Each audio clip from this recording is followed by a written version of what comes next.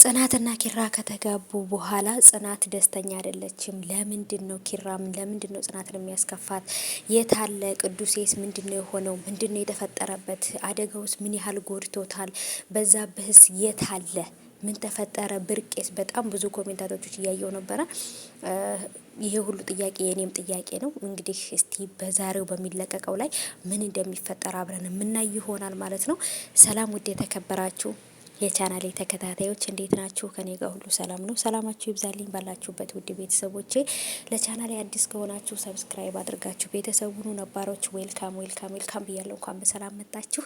ይህንን ቪዲዮ አይታችሁ ከመጨረሳችሁ በፊት ቪዲዮውን ላይክ በማድረግና ይህንን ቪዲዮ አይታችሁ ከመጨረሳችሁ በፊት ቪዲዮ ላይክ አድርጉት። ሰብስክራይብ ካላደረጋችሁ ሰብስክራይብ አድርጉ።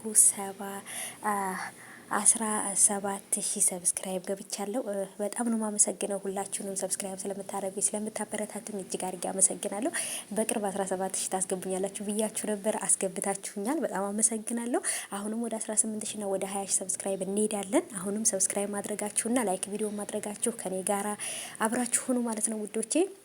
የራሳችሁን ሀሳብ የራሳችሁን ግምት ኮሜንት ላይ ያስቀመጣችሁ ነበር። ጨበርዬ ደግሞ ጸጉሯን ስለቀየረችው በጣም አምሮባታል። ሁሉም በጣም አምሮባቸዋል። ግን ምሩዬ ደግሞ እንደዚህ ስለሆነች በጣም አዝኛለሁ ምናምን እያላችሁ ነው ማለት ነው። እውነት ሁላችንም በጣም ነው ያዘኑ ምሩ ላይ በደረሰባት ነገር ሁላችንም በጣም አዝነናል። በእርግጥ ህይወት በአንድ መስመር አትሄድም እንደምታውቁትና የፈለጋችሁትን ነገር አታገኙም። አንዳንድ ጊዜ ካልፈለጋችሁት በላይ ይሰጣችኋል። አንዳንድ ጊዜ ደግሞ ፈጣሪ እኛን ሊፈትነን ሲፈልግ በብዙ ነገሮች ይፈትነናል እና ተመስገን ብሎ ማሳለፍ ነው። ምሩዬም ደግሞ ቢያንስ ይሄ ልጅ ብትወልደው ህይወቷን ልታጣ ትችላለች። ውድ የሆነችውን ህይወቷን ልታጣው ስለምትችል ፈጣሪ ደግሞ በዚህ ነገር መልሶላታል። ዋናው እሷ ሰላም መሆኗ ነው ብዬ አስባለሁና ትንሽ ያሳዝናል። በጣም ከባድ ነው። የቅዱስ የፍቅረኛም ቅዱስ የታለ? ቅዱስን የታደረጋችሁት? ከስንት አመት በኋላ ከተጠፋፋን ስንት አመት በኋላ አግኝቼዋለሁ። ከዚህ በኋላ ግን ላጣው አልፈልግም።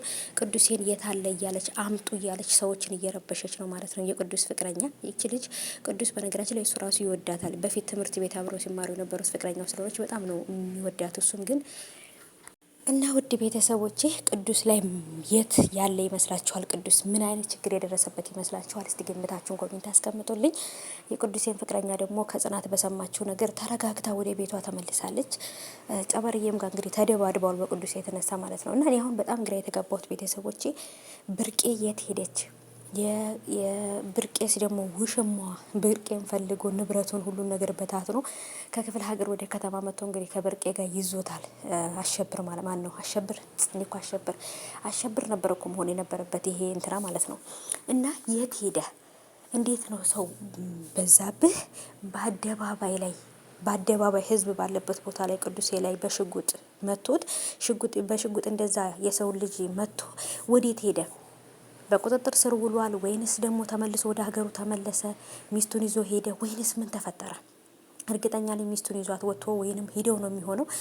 እንግዲህ እዛ ቤት ውስጥ እንደ አዲስ በቃ የጽናት ድራማ አዲስ ሰው ነገር ነው የሆነው ማለት ነው። በቃ ተደበላለቀና መጨረሻውን እንግዲህ አብረን የምናይ ይሆናል ምን እንደሚፈጠር። ምሩዬም ከዚህ ስሜት ወጥታ ከዚህ ስትረስ ውስጥ ከዚህ ጭንቀት ውስጥ ወጥታ ወደ ራሷ ተመልሳ ጥሩ ሁኔታ ላይ እናያታለን ብዬ ተስፋ አደርጋለሁ። እውነት በጣም ነው ያሳዘነችኝ ከመላችሁ በላይ።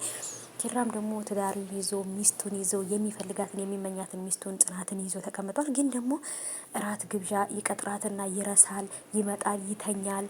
በቃ ወንዶች ሴቶችን ካገቡ በኋላ ለምንድን ነው ቦታ የማይሰጡን? ለምንድን ነው ጊዜ የማይሰጡን? በጣም ጥያቄ የሚሆንብኝ ነገር ነው ይሄ ነገር እና አሁን ላይ ጽናትና ኪራ ትንሽ እየተጋጩ ነው። ምክንያቱም ጊዜ አይሰጠኝም ስለምትል ማለት ነው። ወንዶች ግን በጣም ይገርማሉ። እውነት የሆኑ ፍጥረቶች እኮ ናቸው።